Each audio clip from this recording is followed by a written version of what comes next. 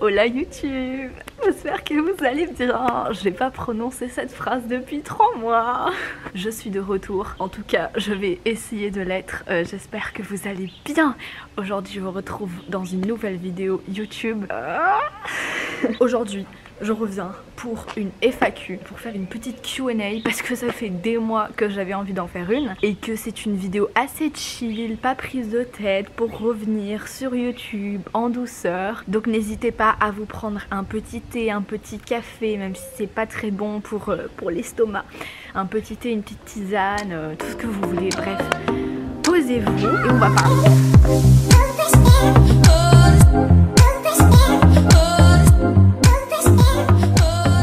D'abord on fait une grande respiration, on lève les bras et ensuite on crée sa petite bulle d'énergie. Ok, alors aujourd'hui je vais tenter d'être honnête, je vais tenter d'être diplomatique et je vais tenter d'être amusante, divertissante pour vous. Après faut pas trop m'en demander non plus à la fois, donc ça fait plusieurs mois, ça fait plusieurs semaines que j'ai pas fait de vidéo ici sur cette plateforme. Qu'est-ce qui m'est arrivé? C'était compliqué.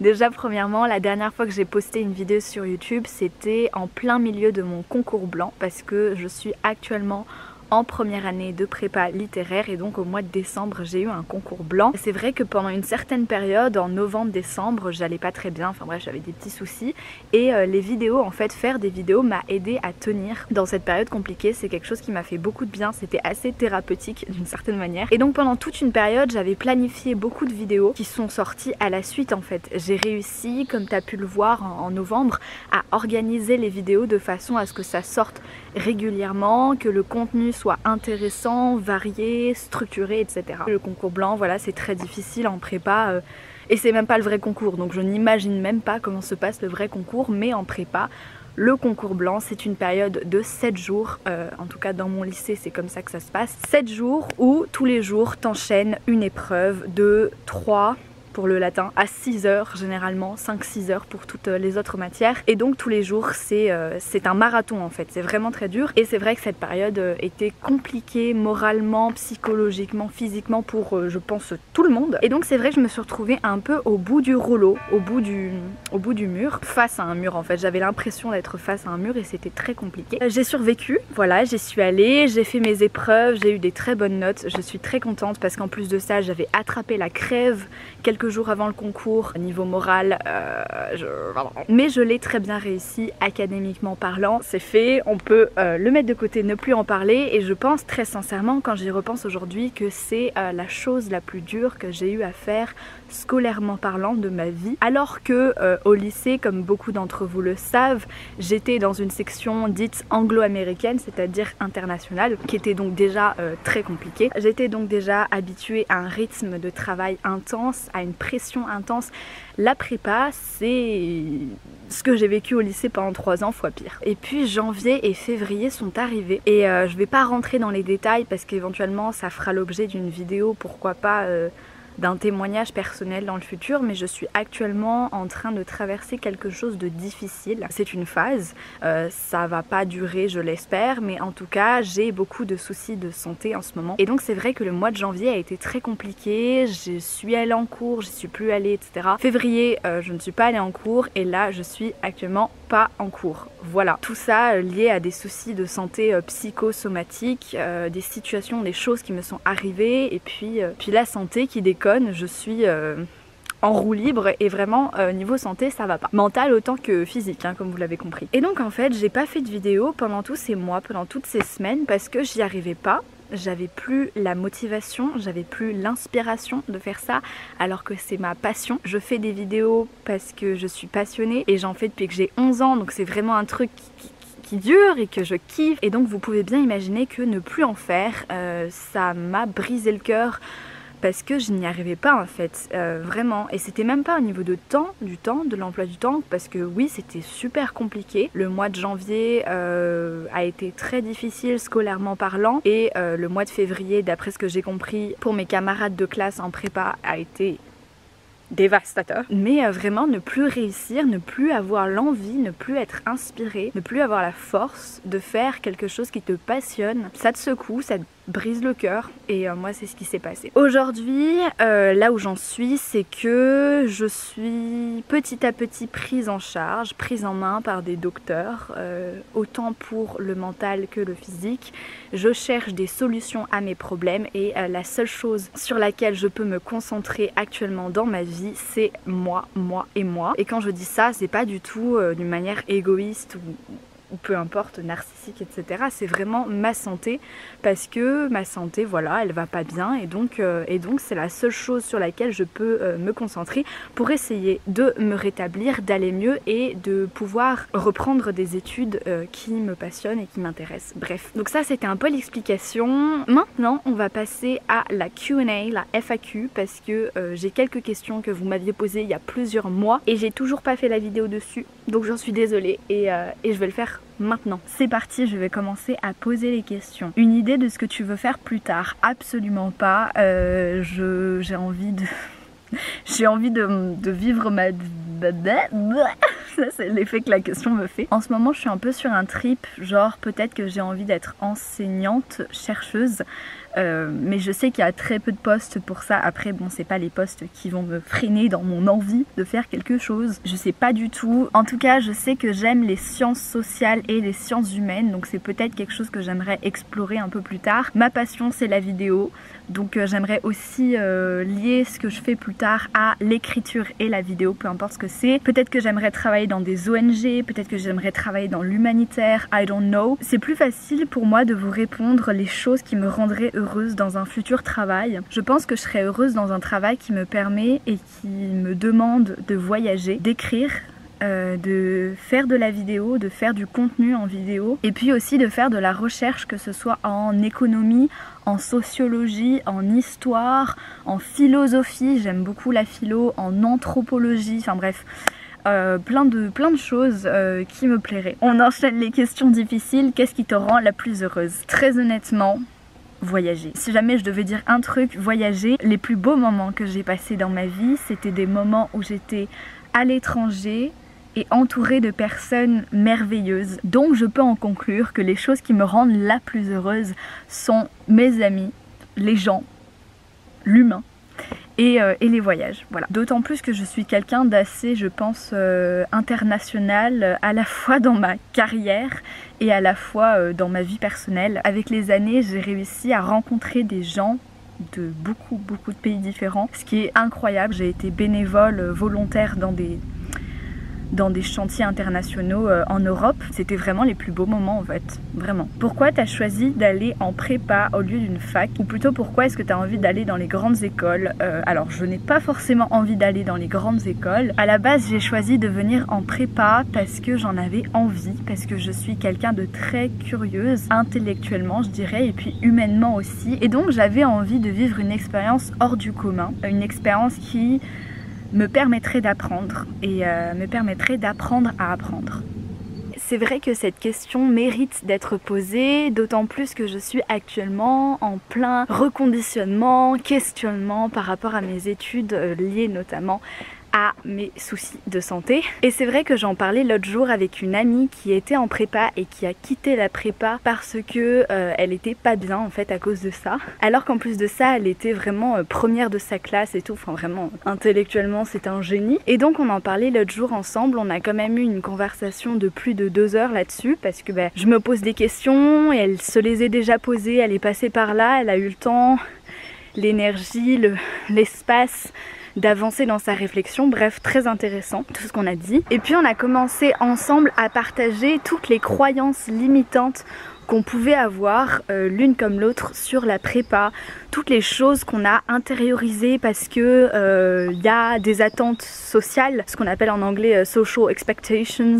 Il y a aussi la pression de l'environnement, du groupe, de la famille, et puis toute cette pression résulte et en tout cas participe à la pression qu'on peut se mettre à soi-même aussi intérieurement. Et c'est vrai que malheureusement c'est comme ça et j'essaye de le déconstruire, j'essaye d'avancer Ne me tapez pas dessus parce que je suis honnête avec vous, mais elle et moi, et comme plein d'autres personnes en prépa, quand t'es en prépa, en fait, je pense que tu peux te sentir intellectuellement supérieur, ou en tout cas plus intelligent, ou en tout cas plus instruit, en sachant que je suis la première à le répéter, il y a plus de 8 types d'intelligence différents. Donc nous sommes d'accord, chacun est intelligent à sa manière. Quand je dis intelligent ici, je veux dire vraiment culture générale et façon d'appréhender les choses.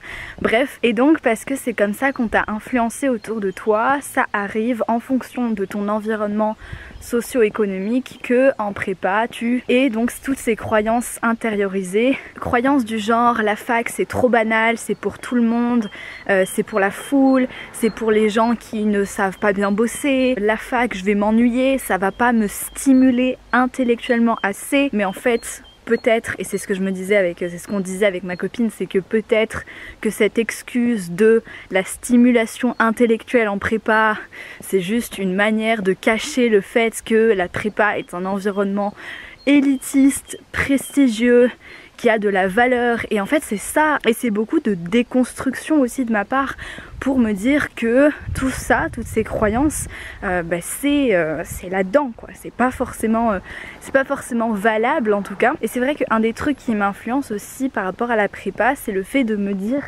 que en fait la prépa me donne de la valeur en tant que personne, que la prépa me met en valeur, me valorise au sein d'un groupe quoi. Donc voilà, à la base je suis allée en prépa pour l'enseignement, pour l'apprentissage, et je pense que c'est normal, faut pas s'en vouloir, faut pas être trop malveillant envers soi-même. Il y a une part de moi et de plein de gens que je connais qui sont aussi allés en prépa, qu'ils en soient sortis aujourd'hui ou non, qui a été poussée vers cet environnement par les professeurs, les parents, par justement des attentes sociales, des idées intérieures, comme quoi c'est un environnement reconnu comme prestigieux, si on est là-bas c'est qu'on en vaut la peine, c'est qu'on en vaut le coup, etc. Bref.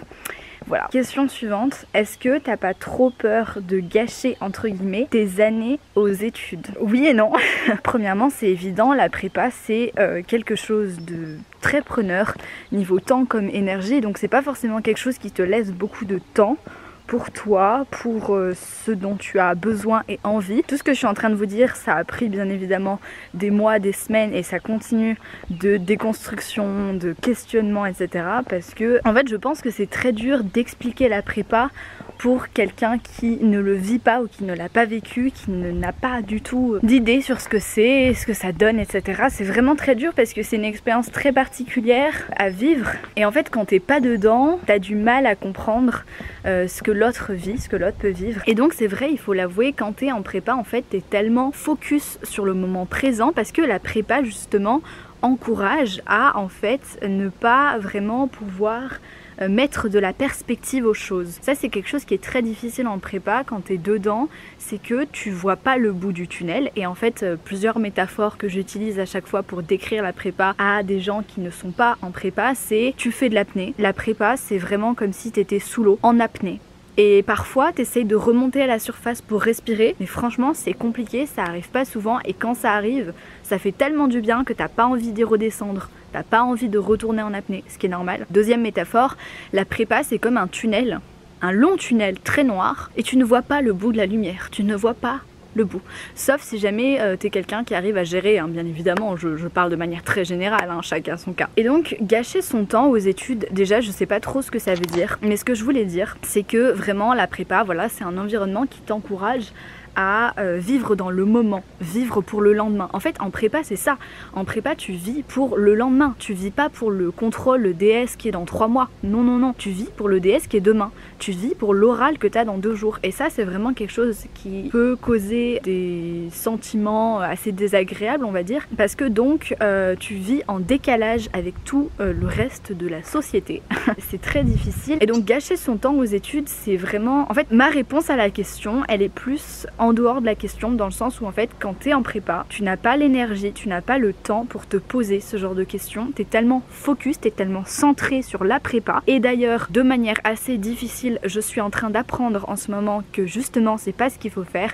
Quand t'es en prépa, il faut absolument s'en détacher, il faut absolument varier ses centres d'intérêt et avoir putain et avoir d'autres choses à faire à côté pour te décentrer en fait, pour faire autre chose, parce que tu peux te faire mal, tu peux te détruire mentalement, la santé et physiquement éventuellement. Gâcher ses années aux études, je pense qu'il s'agit d'un équilibre et en effet je pense que la prépa c'est un peu toxique parfois. J'ai ma propre expérience, ma propre opinion, j'ai aussi des copines, des gens que je connais qui ont été en prépa, qui sont partis et qui ne remettront jamais les pieds à bas, qui détestent la prépa, son fonctionnement, le système, et j'ai aussi des gens qui sont très épanouis. Donc voilà, chacun son avis, chacun son expérience, mais je pense qu'en effet avant d'aller en prépa c'est très important de savoir que c'est pas quelque chose qui en effet te permet de vivre une vie étudiante normale entre guillemets. En plus il y a le Covid et donc faire prépa en temps de Covid, déjà tout court vivre en temps de Covid c'est compliqué.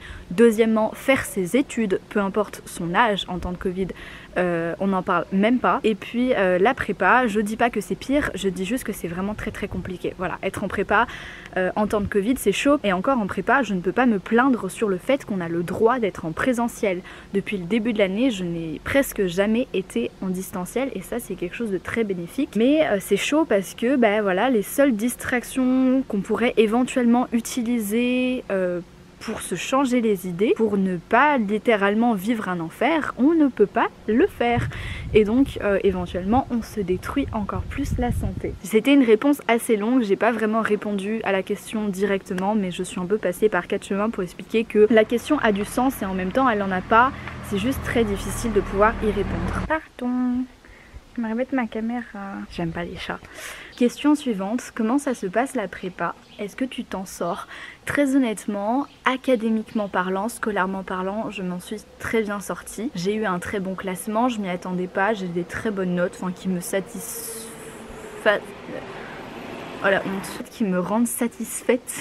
Scolairement parlant, tout s'est très bien passé pour moi jusqu'à ce que je commence à avoir des soucis de santé important en janvier. Humainement, je vais être très très honnête, j'ai été assez déçue. Je sais pas si c'est l'environnement dans lequel je suis, le fait qu'il y ait le Covid et donc qu'on porte des masques ou je sais pas trop. Mais humainement, je m'attendais vraiment à trouver des amis forts, genre des vraies connexions, des gens qui me feraient sentir très bien. Et en fait, pendant plusieurs mois, j'ai été assez malheureuse là-dessus parce que j'avais perdu donc les connexions que j'avais, parce qu'au lycée, j'ai eu plusieurs amitiés qui ont été très fortes, très importantes pour moi. Et c'est vrai qu'en arrivant en prépa, j'ai été assez déçue et je me sentais très seule pendant un bout de temps parce que je trouvais pas ce genre de connexion et ça me rendait triste en fait. Genre je sais pas, j'avais entendu qu'en prépa tu te crées des amis à vie et que c'était des gens vraiment, ça pouvait être fort quoi. Et moi j'ai pas trouvé ça, donc voilà. Après aujourd'hui ça va mieux, j'ai quelques personnes dans la classe avec qui je suis proche, mais vraiment très très peu quoi, vraiment très très peu, et ça c'est quelque chose qui m'a beaucoup déçue. Mais il n'empêche que je suis quand même déléguée de ma classe depuis septembre, donc c'est vachement cool, ça me fait trop plaisir. Et si jamais je me suis présentée en tant que déléguée en septembre, c'est vraiment parce que ma classe est trop kiffante, il y a vraiment une trop bonne ambiance, les gens pépites,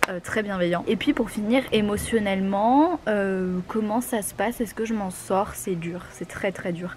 Encore une fois, sans même parler des soucis que j'ai eu parce que j'ai traversé des choses qui ne sont pas habituelles à traverser en prépa et qui ne devraient pas l'être. Mais ça s'est fait comme ça. Sans parler de ça, vraiment la prépa c'est dur et j'ai eu envie pendant très longtemps de publier une sorte de documentaire. Je le ferai peut-être. Ça dépend si jamais je suis en état de santé de le faire d'ici quelques mois. Mais ouais, c'est dur émotionnellement, le stress, l'anxiété, les exigences qu'on peut avoir avec soi-même. Je suis quelqu'un de beaucoup trop perfectionniste et je m'exhauste, je m'épuise, plutôt en français, je m'épuise au travail, voilà. Bienvenue dans ma vie. Dernière question, j'aimerais beaucoup en savoir plus sur ton rapport à la spiritualité. Je te souhaite bon courage, enfin genre je t'envoie du courage je crois. Merci. D'ailleurs c'est une abonnée vraiment trop cool à qui j'ai parlé tout à l'heure sur Instagram parce que je vous parle beaucoup, et elle m'a dit que grâce à moi elle avait trouvé son sujet de mémoire et je trouve ça mais badass, vraiment trop bien. Elle écrit un mémoire sur l'écoféminisme, donc si jamais tu passes par là, je t'envoie plein de courage pour ton mémoire, tu le sais. Mon rapport à la spiritualité, c'est un peu long, donc j'en ferai une vidéo. Est-ce que ça te plairait? Est-ce que ça vous plairait que j'en fasse une vidéo? En tout cas, cette vidéo a été très très très longue. Je vais enlever mon bonnet pour la dernière scène. Ah, il y a un monsieur. Oh mon Dieu, on va pas. J'espère de tout cœur que cette vidéo vous a plu et je vous embrasse très fort et je vous envoie plein de courage. Et on se revoit, je l'espère, la semaine prochaine.